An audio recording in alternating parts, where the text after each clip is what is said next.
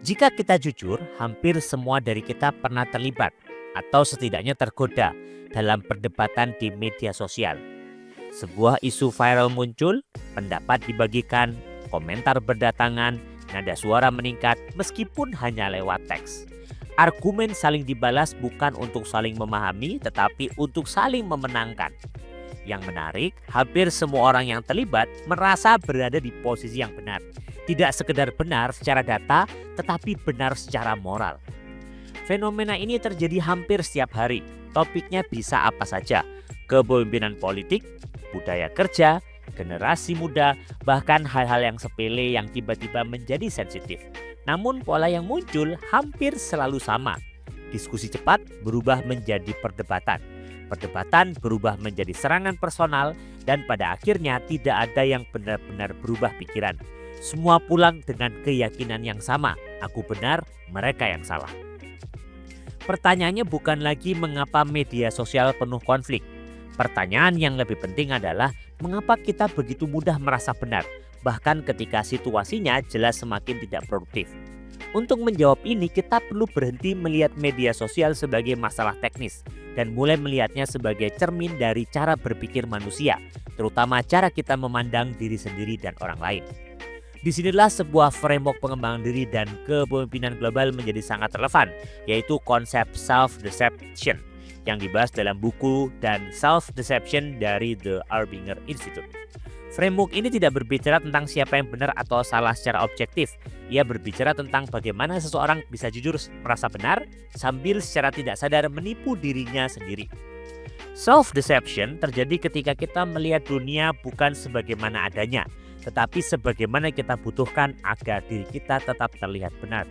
Dalam kondisi ini, kita tidak lagi melihat orang lain sebagai manusia utuh dengan konteks pengalaman dan niat. Kita melihat mereka sebagai objek, menghalang, ancaman, atau simbol dari kesalahan. Saat itulah empati menghilang dan ego mengambil alih. Dalam perdebatan media sosial, self-deception bekerja sangat halus.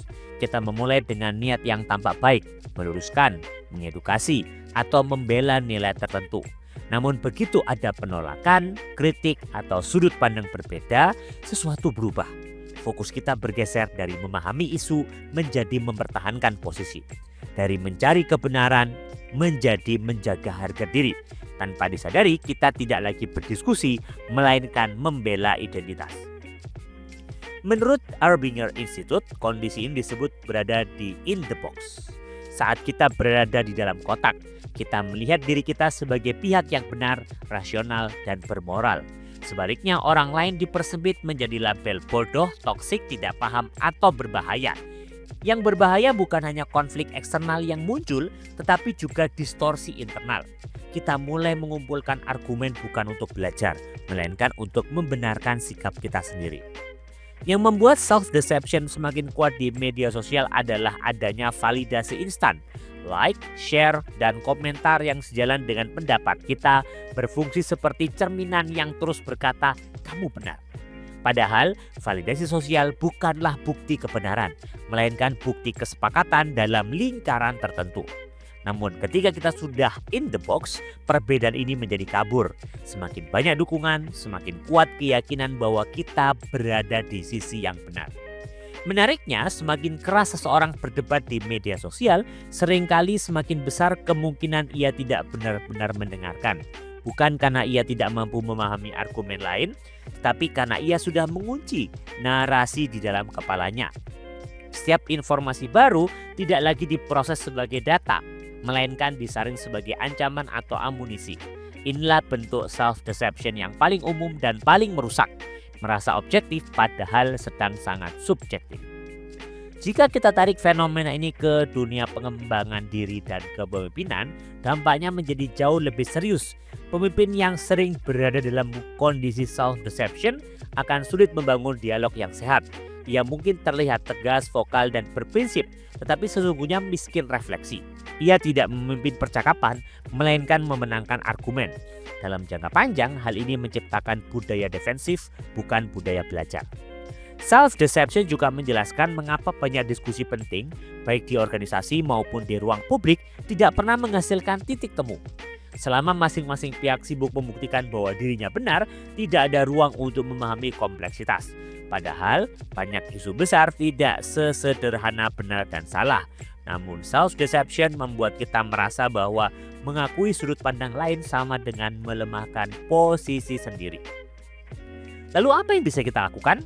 Langkah pertama bukan memperbaiki orang lain, melainkan menyadari kapan kita sendiri mulai masuk ke dalam kotak. Self-awareness menjadi kunci. Saat emosi mulai naik, saat keinginan untuk menang lebih kuat daripada keinginan untuk memahami, itulah tanda awal self-deception. Bukan berarti kita harus selalu setuju, tapi kita perlu jujur pada motivasi kita sendiri. Apakah saya sedang mencari kebenaran atau sedang membela ego? Sebagai latihan praktis, cobalah refleksi sederhana ini. Saat Anda tergoda untuk ikut berdebat di media sosial, berhenti sejenak dan tanyakan pada diri sendiri 3 hal.